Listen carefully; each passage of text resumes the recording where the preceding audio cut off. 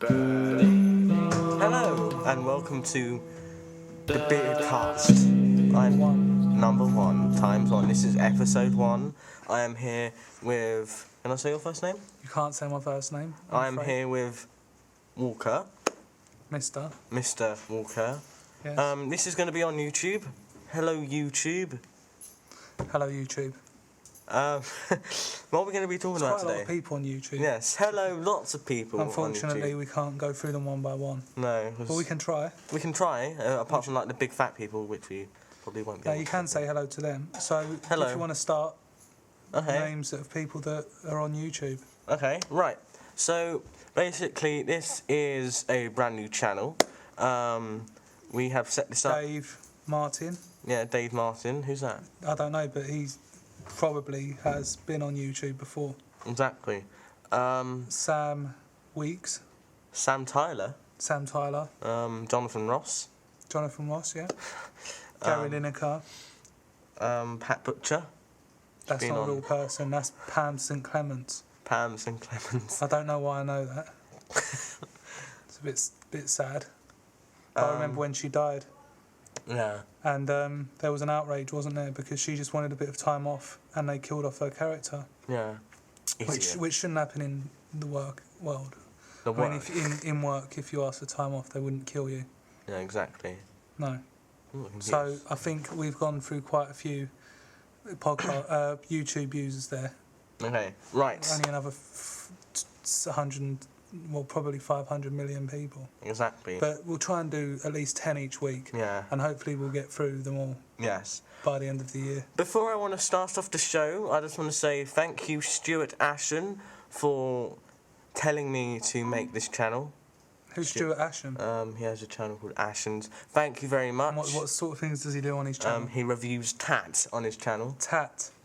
Like pop stations, fake PSPs, He reviews fake PSPs. fake phones, fake iPods, and he gets Anything that's fake. fake things and tats and old games. Isn't it better to just get genuine things? It is, but he gets. I remember when I was younger, Yeah. okay, and Teenage Mutant Ninja Turtles were a real big thing. Yeah. And my dad bought me back from the market these awful looking things. They were like counterfeit Teenage Mutant Ninja Turtle figures Yeah. that looked more like melted turtles rather than Ninja Turtles. Melted turtles. And they come in awful packaging. And I can still remember them now because they had sharp bits on them.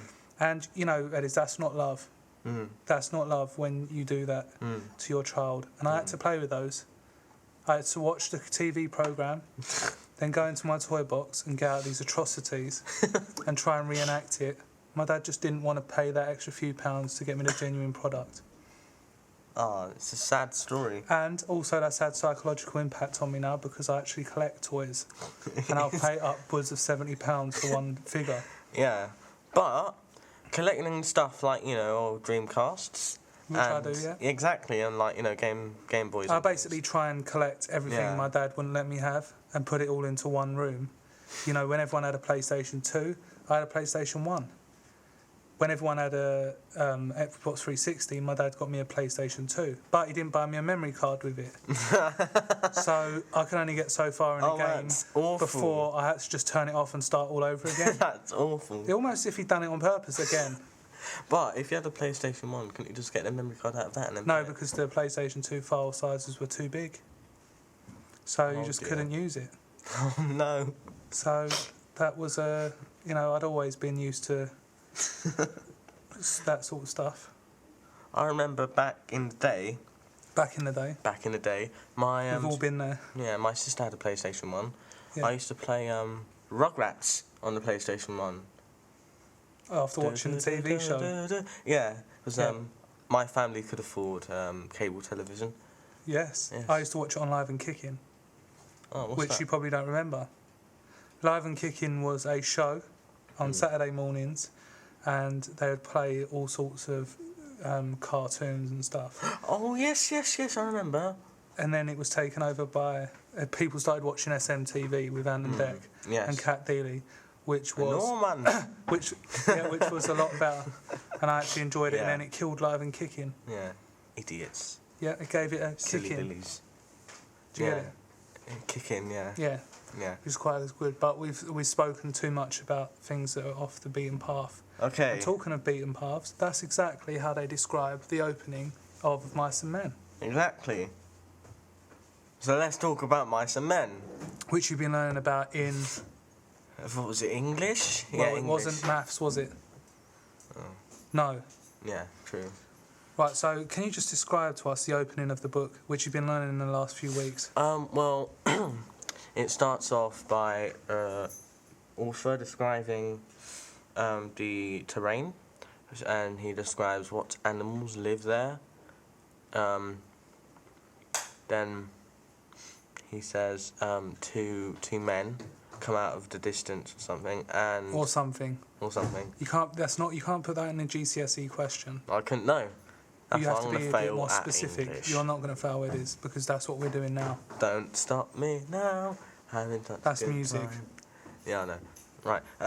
So, the author basically writes it in stages, if you like. Yeah.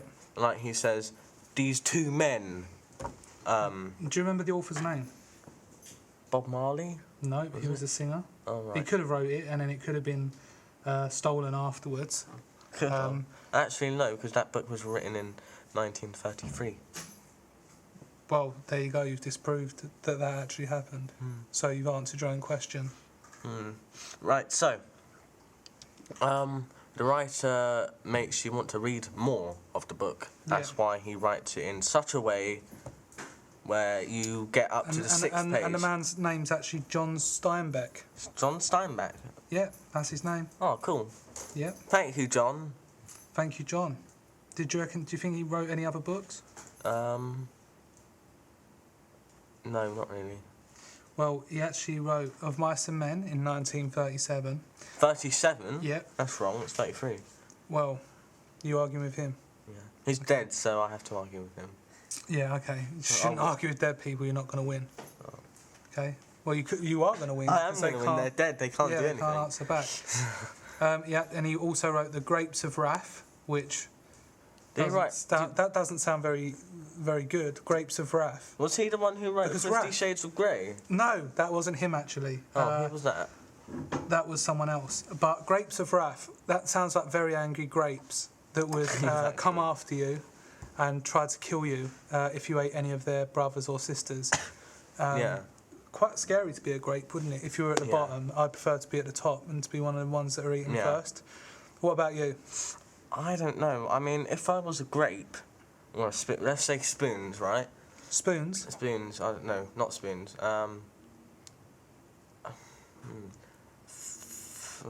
Pancakes. Oh, pancakes, okay. Yeah, What's that got to do with grapes? I don't know. But if I was a pancake, I wouldn't want to be the pancake on the top.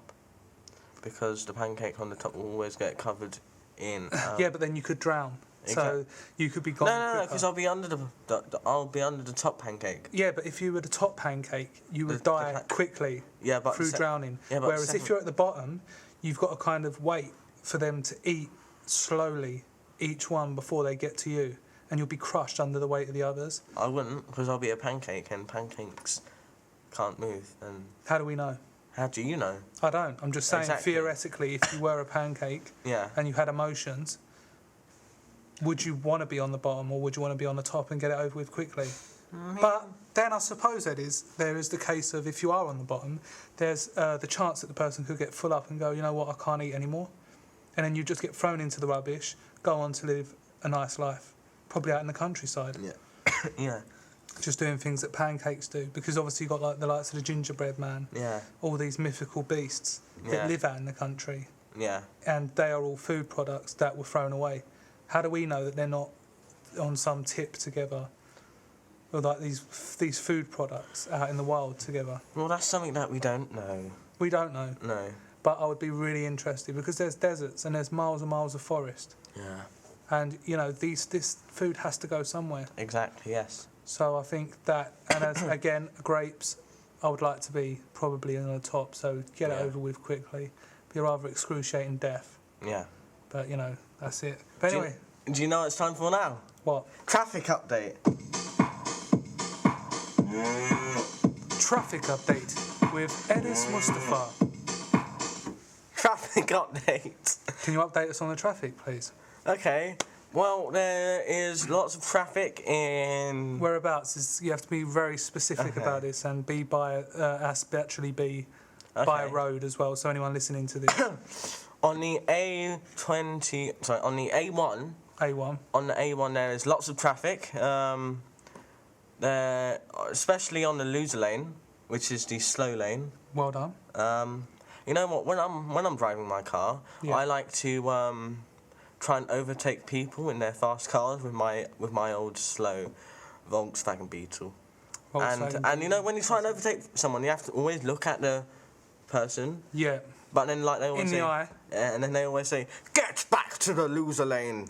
Yeah. You're not wanted here." So yeah, there's lots of overtaking happening. There's actually a car crash. And that's how accidents happen. Exactly. People don't realise that, but if you're going too fast and you hit another car, the likelihood is that you're going to have an accident. Yeah. And I mean, I don't drive personally, Ediz. I'd prefer to run down the motorway as fast as I can. Takes me, but I stay in the slow lane. You know, I don't want to be a show off. Yeah. And I will just keep up with the traffic. Exactly. I've just realised this is a podcast. It's not actually live, so any traffic information is just completely irrelevant. Exactly. That was traffic news. Oh, sorry, wrong button. Traffic news with Ediz Mustafa. Yo. So before the traffic news, we were talking about Of Mice and Men. Yeah, exactly. Really brilliant book. Are you enjoying it thus far? I tell you what, I am. I really am enjoying that book. Yeah. But I already know the ending. It's very sad. Shall I tell the I think ending? you should say the ending. The ending. Yes. Okay. Well, the ending. Basically, all that happens is Lenny kills George's wife. In the head. In the head. No. No. No. Lenny. Does he? No. Lenny kills George's wife, I think. No. Or Archie or Mum or something. Okay, something like that. Something like that. That's what we'll write on the exam and then papers. George shoots Lenny in the head. With? A rifle. A Magnum revolver. I think it is a Magnum revolver or a pistol. Yeah, because he wouldn't have had access to real military grade hardware, would he? No. Because, you know, he probably would have preferred to have done it with a sniper rifle at a long distance so he didn't have to look him in the eye. Exactly, with a silencer and night vision, would you say? Yeah, like a proper high-tech scope and things. Yeah, that would set him back probably quite a lot of money, and they weren't very rich, were they? So he had to really get in close and personal with the revolver. Which, you know, is very sad because he had to put his friend out of his misery. It's a sad, sad situation. And it's getting more and more absurd, exactly. Isn't it? Yes, it is, sadly. So, talking of mice and men, if you had to live in a world with either men or mice or men, what would you choose? I'd live in a world with mice. Mice, wow. Because I like mice. I like mice and mouses. But you wouldn't really be able to have a conversation. The mice wouldn't be able to. Yeah, but well, if I slept with a man, it would be a bit gay. No. It's not about sleeping with someone. It's just. Yeah, but I mean, like, if you wanted someone to, like, you know, like, if you wanted to stroke a pet. Yeah. You could stroke. Yeah, but it's just mice. Like, the whole economy would probably collapse because mice don't go to work. They would all rely on you to support them, and there'd be so many. And I just think the system and society as a whole would collapse. Exactly. You know, you would go to get a meal in a restaurant. Yeah. There'd just be mice all over the floor. And that's not going to pass health and safety standards. It's not even going to get a 1. It's not even going to get in health and safety standards because there'll only be mice. Yeah, and they won't be able to conduct health and safety checks. And how about if you get shot in the leg? There will be no mice doctors. But there could be, because I don't think we've actually given mice the opportunity to be able to evolve. We kind of set out traps if we see them, or the cat gets them. Why not give mice a chance? If it's just you and mice, who knows? They might start learning how to medically examine people or other people. We evolved from something else. Exactly. You know, say if there was a higher species than us when we were evolving from apes that wiped us out. There's an ape. That's called pest control. And then we get our neck snapped by a trap. We wouldn't have evolved into what we are today. Exactly. So what we're saying right now is let's give mice a chance. That is the fact. Ready? Of the day. Fact of the day. Fact of the day. Fact of the day, brought to you by Ginster's Pasties. So, Ediz, what have you been up to this week? Well, this week I have been doing lots of things. Can you be more specific? Because that is kind of... I sung a song called Heaven Knows I'm Miserable Now by The Smiths. The Smiths. Now, you quite like The Smiths, don't you? Yeah, I like Morrissey. Shall I give our viewers a quick demo? I haven't really thought about doing that yet. Maybe you could put that in the podcast afterwards. Yeah. Yeah. Maybe at the end of the podcast. So, what we're talking about is... And science. What are you doing in science at the moment? Science? We're making posters, because I'm in bloody BTEC, aren't I? That's not what it stands for. But it means we're actually trying to sort this out. Yes. Aren't we? Yeah. With, and in teacher. history, you're learning about the Treaty of Versailles. Yeah. Which is awesome. I mean, and this is what we're talking about. It is after the First World War, Germany was crippled. Okay, they didn't have any money. The economy was going right down, and what we did, America, Europe, is we demanded money from Germany that it couldn't pay. And that gave rise to Hitler, a guy that come along and said Germany is for German people. So did we, in fact, create World War II? I think we might have. We created people... Well, I didn't, because I'm Turkish. You didn't. Turkish. No, you didn't have anything to do with it. You did! I can't actually take the blame for all of it. No, you can't. You know, but I think Who was Hitler, the president at the time? Well, Hitler... Winston Churchill was the Prime Minister. Oh, we were right, yeah, I forgot. Yeah. This is what I'm saying. Germany turned to Hitler because of the circumstances that were created. If Germany was just left alone, maybe someone like Hitler wouldn't have been able to rise. So that's what we've got to look at. Yeah. Hitler wasn't a very nice guy. No, he wasn't. He was a bit of a meanie. He was. To say it lightly, it is. There are some other words you could use, but you're but not. But remember, this is a family show. It's a family show. Families will sit around and listen to this together on the wireless if they've still got one. If they got one. I don't know if you can get YouTube on a wireless. Can you? Well, you can. It works. You could get a 3.5mm male jack and. But does it have the inputs on a wireless? Wait, because you can split the ends and then you can solder the cables to where the transmitter transmits on like a certain circuit boards. So you need all like a schematic sheet to find out where it is. Of old wirelesses, and that's going to be take a lot of time. You'll probably just better go into Dixon's. Is Dixon still around? No, it isn't. No, so you're probably not better off going to Dixon's. Or go into a Dixon's that was a Dixon's and just wait outside for it to reopen as something else. Hopefully it'll be an electronic shop. Maybe it won't be. It'll probably just be another Poundland. Which are thriving at the moment, aren't they? Yeah. Poundland are everywhere. And that's because they offer great value for brand name products. Exactly. And I believe that's the future. Brand name.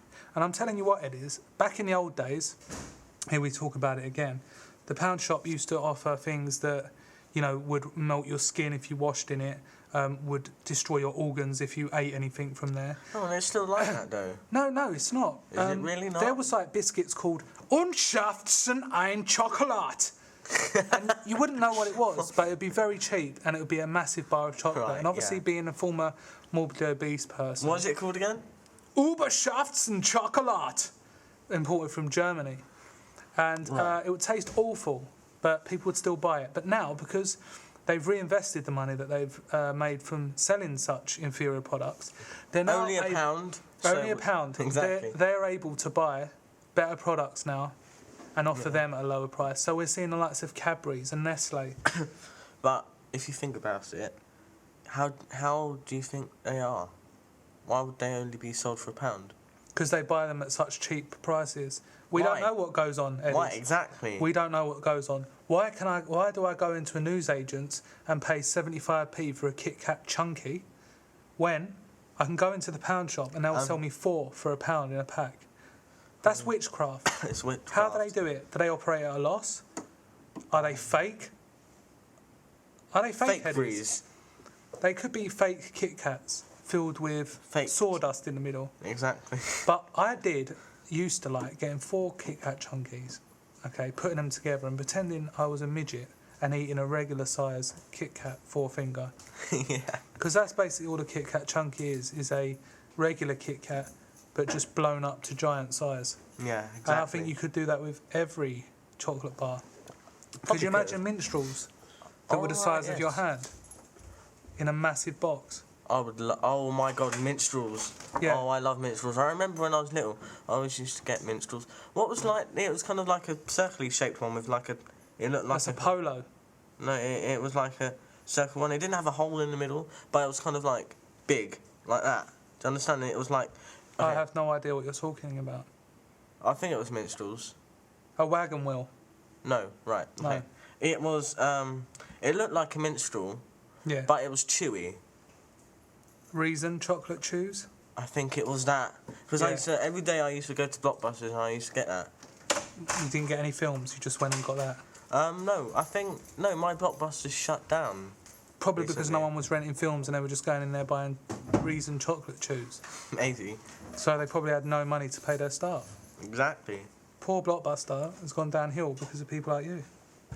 Because you download films, don't you? Yeah. Yeah. Illegally off uTorrent. You shouldn't say that. Sorry. You don't. You pay for them. I pay for them. From uTorrent. From uTorrent. You give money to charity every time you download. I do. Actually, 50% of the money that we make from this video will go to charity. But we're not making a video, so that's not... A podcast, I mean. Sorry, podcast. And then it's being offered for free, so... It's free. You still give 50% to charity, but it'll be 50% of nothing. Exactly. 50% of nothing. It's still nothing. Exactly. But at least the thought that counts. It's the thought that counts. Every little helps. Another advertisement product there.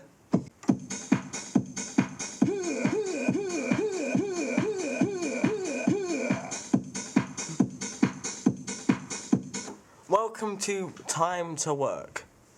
This is another segment of the podcast where I talk about the work that I do, even though I talked about some science stuff. Now I'm going to... More in depth. More in depth. It's going to be more in depth. Thank you, Mr. Walker. Thank you very much. So, time to talk about English. No, we've done that. Science. Science. What have you been doing in science this week? Science. We have been making some posters about... Come on, Ediz. I can't remember. I'm pretty sure you can remember what you've been making. No, we've been making some posters. Yes, because I'm in BTEC. Yeah. We've been making some posters about not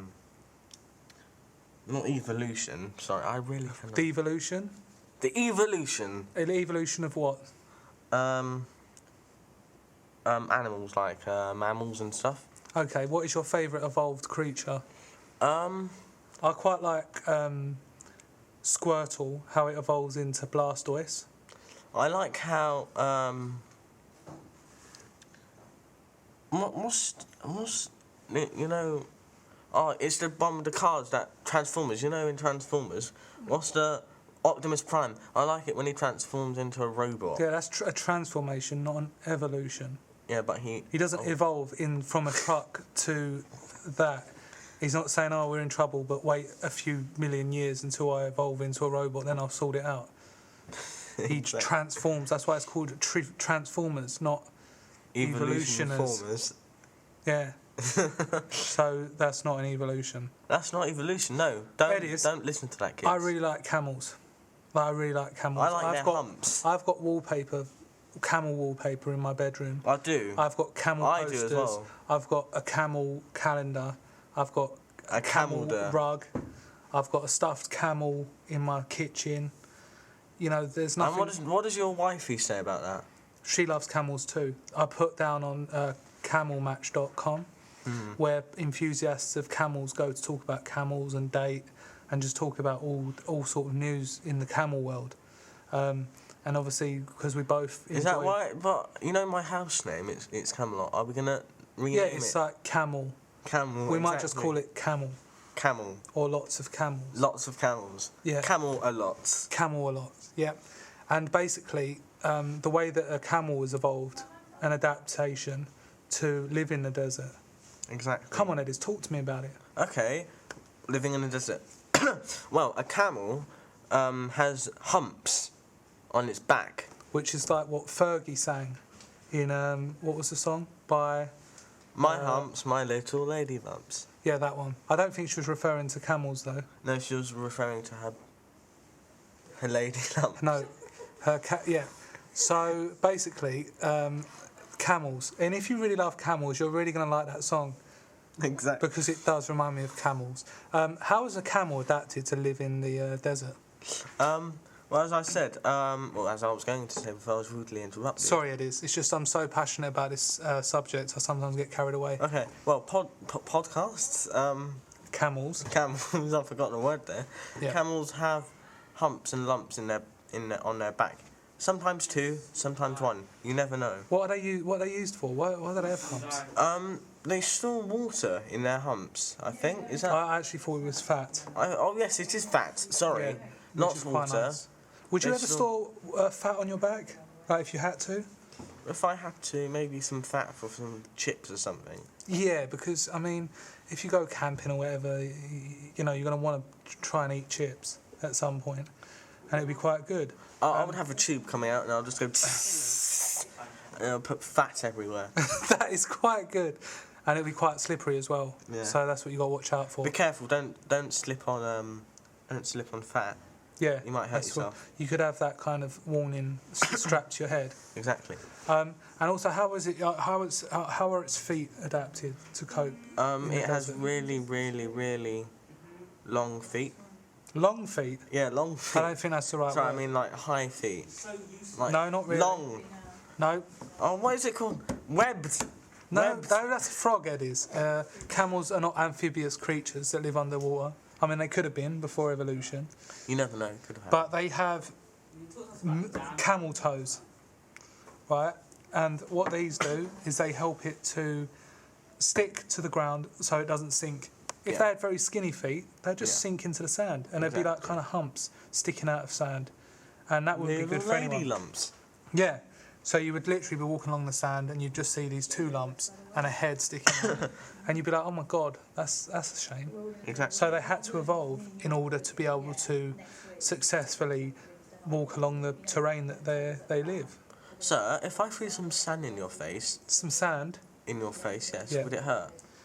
It would hurt because I'm not adapted to live there.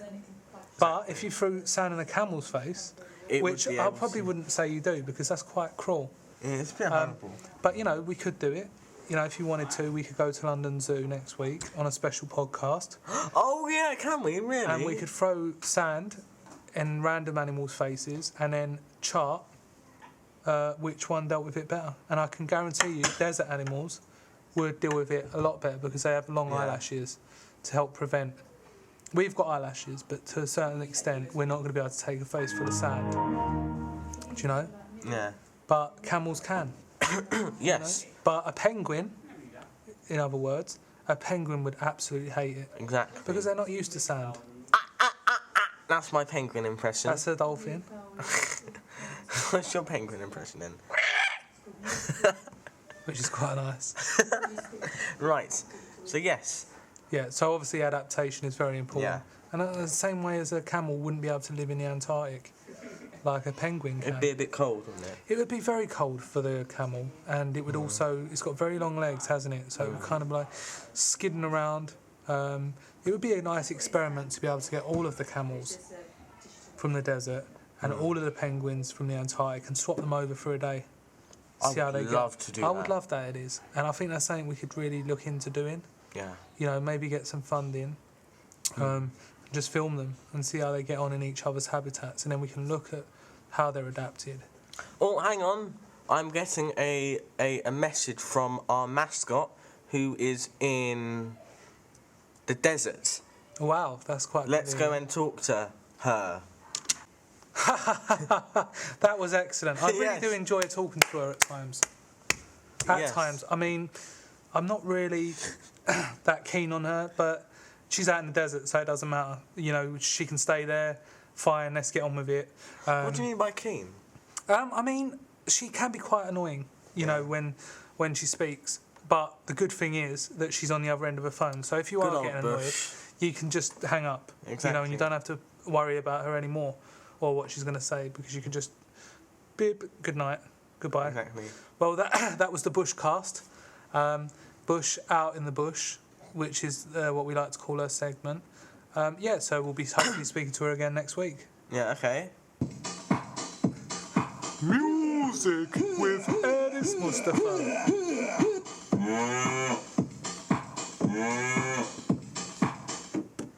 Hello and welcome to the music segment. Music segment, that's quite nice. Smells like a segment. No, that's not the jingle. No, that's not the jingle. That's just the thing. Right. What have you been... you've got a new music teacher now. Yeah, Mr. Beasley. Mr. Beasley. Yeah. Very nice man. Yeah, he's ex-military. Is he ex-military? Yeah, he is. I didn't know that. Can you explain a bit more about it? Okay, well, Mr. Beasley used to work in a school. He still does? No, I mean like... a different school? Yeah, basically it's a school where children go. So if they're like parents and stuff used to go to the army, there would be like there'll be a section on that military base camp for children to go and have lessons. And Mr. Beasley was a music teacher. And where does Mr. Beasley come from?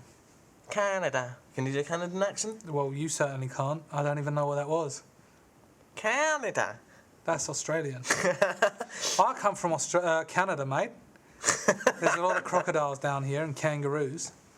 So, Canada. Very good. Right. And you are enjoying music at the moment, aren't you? I am loving it. Because you get to really show your passion. And your passion, we all know, is music. Mm-hmm. When you get your little piano, you start playing those lovely tunes. Shall I play one now? Ediz, I would like to take the moment to talk about your new album, which is coming out soon. Okay.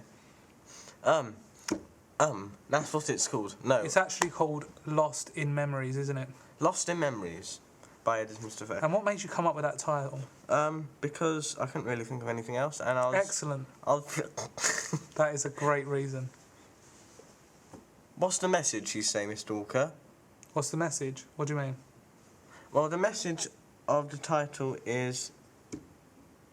What's the title? You sometimes lose so much time thinking about the past. Exactly. That you don't go towards the future. Exactly. Which very much shows in your songs, because they are quite old age, aren't they? You're quite...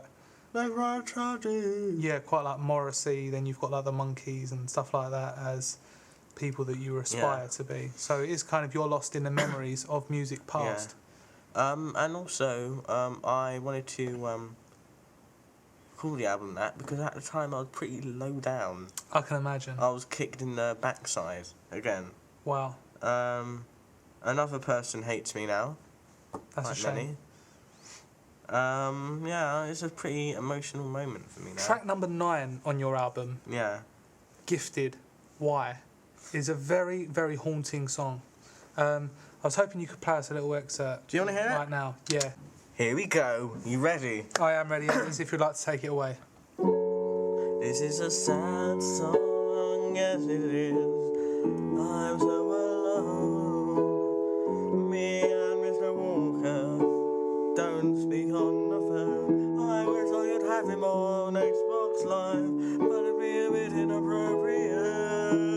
I can't even have him on Facebook because it's sad, you see. Inappropriate.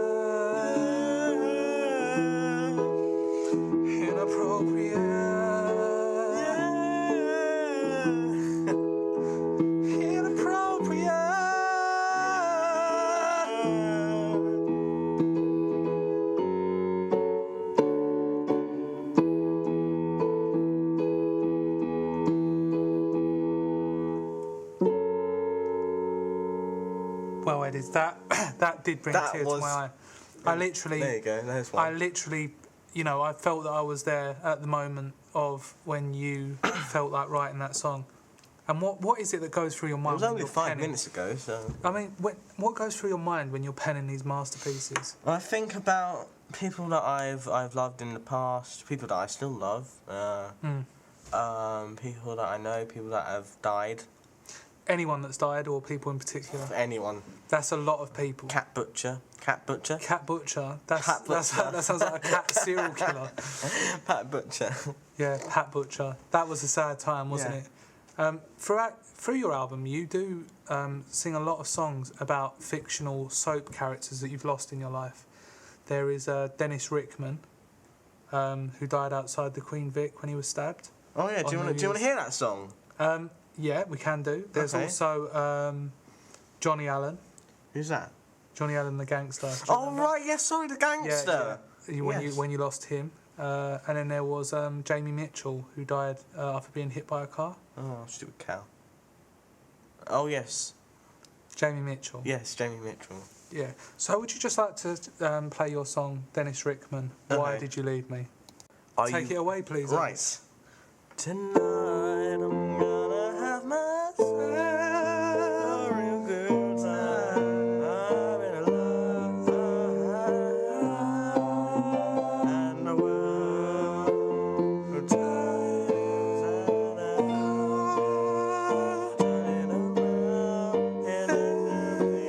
So don't stop me now. Don't stop me, yes, I'm having a good time. Shooting star, it's having a good time.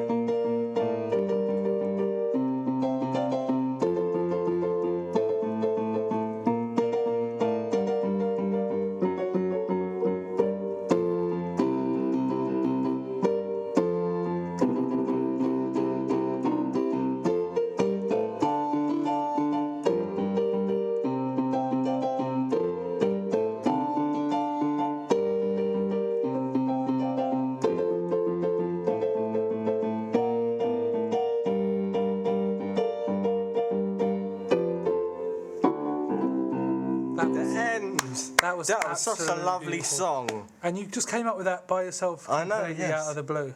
I know, it doesn't have any lyrics though. It's just, apart from Don't Stop Me Now, that's it. It does sound familiar, but I can't really place it. Really? But obviously you're inspired by other musicians, aren't you? Yeah. Don't Stab Me Now, that's the name. That's a good one. That sounds like a rhyme. Stab me now. Because you're having a good time. And the last thing you want when you're having a good time is to be stabbed. Yeah. Because you're like, because you know, it hurts. It does hurt, and it would very, very swiftly put an end to any good time that you're having. Exactly. Right, so that about wraps up today's podcast. Okay. I'd like to thank you for being here. Exactly. Can you thank me as well? All right, thanks, Mr. Walker. We're having a handshake now, aren't we? Yep, we are. We've just had a handshake. And it's been a pleasure to be able to sit down and go through your amazing mind. Exactly. Have a good time. That's what it is. Yeah. That sounds like someone that I know. And I knew him Queen. personally.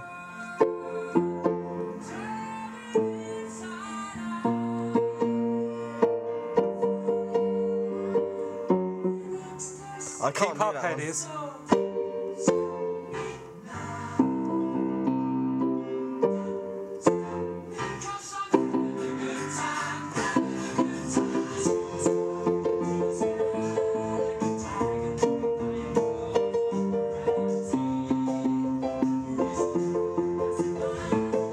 This is the end of the podcast, by the way.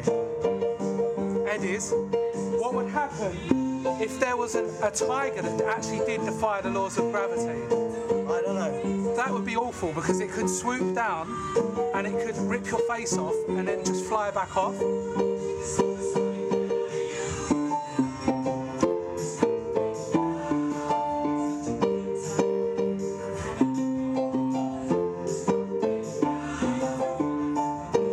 I don't even know the chords.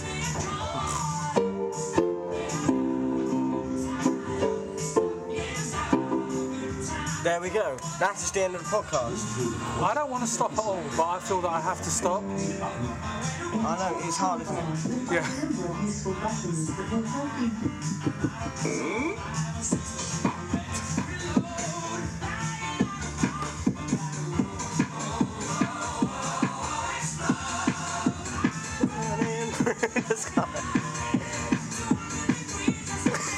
That's actually entire. I know.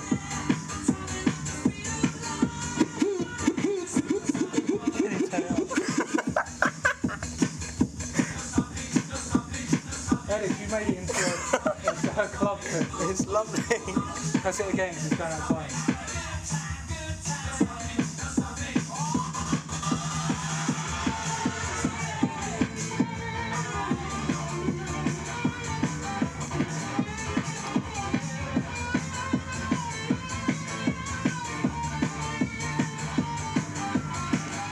But I've got to go and do my...